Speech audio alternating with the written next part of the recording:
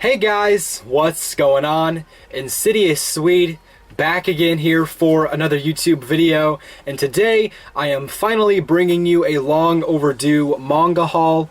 I do apologize, I had some camera trouble and ended up replacing it altogether, so I've spent a lot of time. Well, first I had to wait for it to come, and then once it got here I had to set it up. I had to do some test videos that I made private on my channel and make sure the quality was good.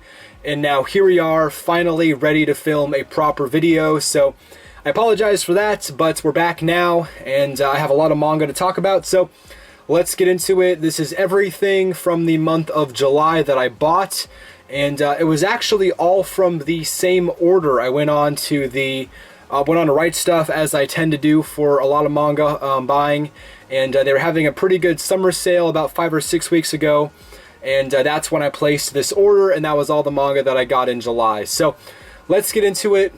No particular order as per usual. First manga I got was Volume 6 of Hour of the Zombie. As I'll continue to say, this is a very underrated series, and I know that the zombie trope is played out, but I really enjoy it. It's kind of a guilty pleasure of mine. And I do think this is actually a very good series. So if you haven't checked it out yet and are a fan of zombie stories or manga like I Am a Hero, this is definitely a good series to get. After that, I got Volume 5 of Tokyo Ghoul Re. These covers continue to get more and more amazing. I don't know how I feel about the weird little bar here, but overall, I really like how the volumes are designed, and no, I haven't read any Tokyo Ghoul Re yet, guys. I apologize for that. At this point, I might just wait until I get, all of the series, or wait till a certain point. I'm not entirely sure. Not that I don't want to read it, it's just that I have other things to read and other things to do, and Tokyo Ghoul Re is definitely not atop of the list. Here is a new series that I don't really know how to feel about yet. It kind of caught my eye based off of the cover, and I'm pretty sure it's a horror series, but that is Shibuya Goldfish. And I gotta say, I think the cover is brilliant. I think it looks creepy and eerie, while also at the same time very intriguing. Like, why does a goldfish have blood on its mouth? So yeah, definitely probably a horror series. If you want to read the description of the manga, you can pause it now, and there you go. Show off some of the artwork. Yeah, it looks like a pretty crazy series. Should be interesting, to say the very least. However, I probably won't be buying the second volume until I read this first volume, just because I think this has a very high potential to be pretty corny. But if not, and it's great, I'll be definitely picking up Volume 2. Okay, after that, I got Volume 4 of Smokin' Parade, and as I've said before, and as I'll say again, this is a phenomenal series for those of you a fan of Jinsei Kataoka, who also did Dead Man Wonderland and also Living Stone. Both fantastic series. By the way, both released in English, and both are completed manga, so if you're looking for great series, definitely check out Jinsei Kataoka, and Smokin' Parade is just another series that she's working on and is fantastic. So yeah, nice to get Volume 4 of that. Next book up is The Promised Neverland Volume 4. For me, this is finally new material.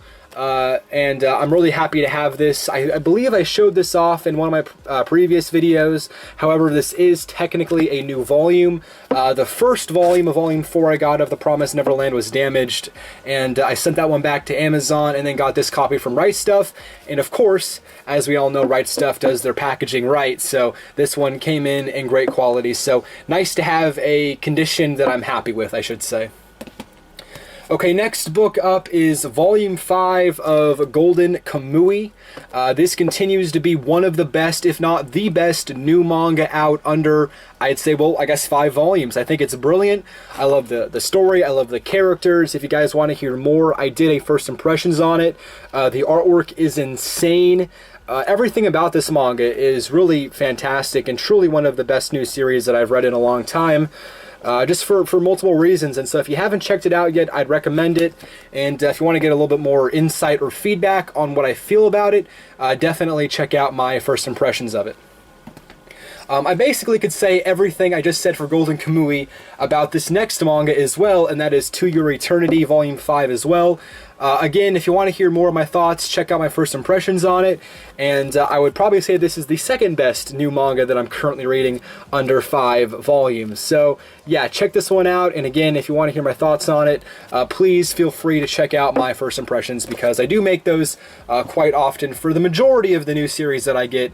Really, if I don't make a first impressions on it, it's either because I have nothing good to say about it, or because it's so, you know, popular, there's really no need for me to make a video on it in that regard as well. So keep that in mind. Next book up, this is a new series, looked kind of interesting. It is called High-Rise Invasion.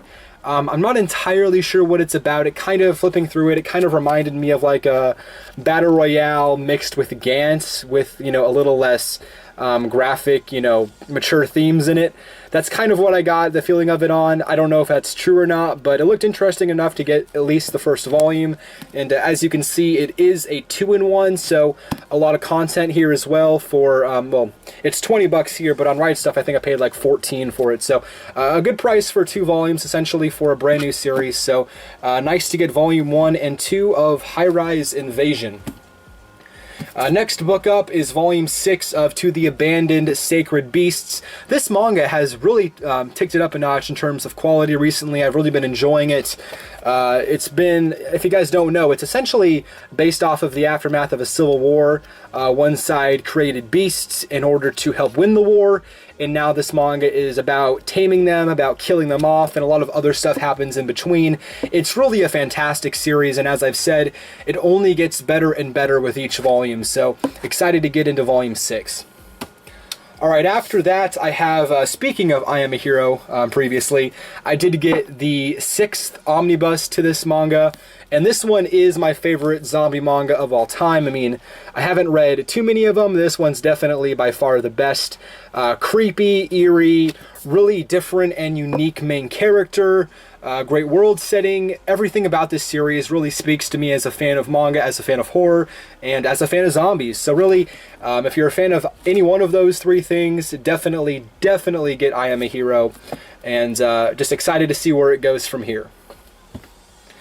Next book up is It Wrong to Try to Pick Up Girls in a Dungeon, Volume 9. It's been a while since I've read this, but like I've said before, I was surprised how much I enjoyed the first 5 or so volumes, so I continue to buy it, knowing that I'll can read it eventually down the road, and I'll probably enjoy it. But again, it's been a while since I've read any of this, so definitely all new material, and yeah, excited to see where it ends up going from where I left off. Okay, after that, here's another new series, and some of these, I'm not entirely sure if they're going to be my thing, but as I try to do with most manga, I try to give them a shot and pick up at least the first volume and then decide from there.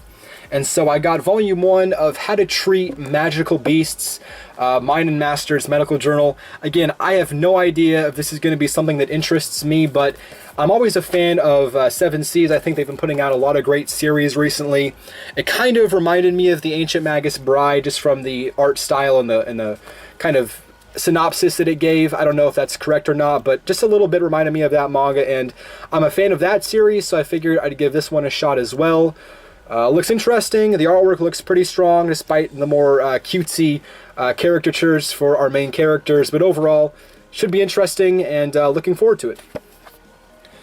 Kind of in that same vein, here's another series that I'm kind of hesitant on, but I decided to pick up the first 2 volumes because they were available and on sale, and that is Monster Tamer Girls.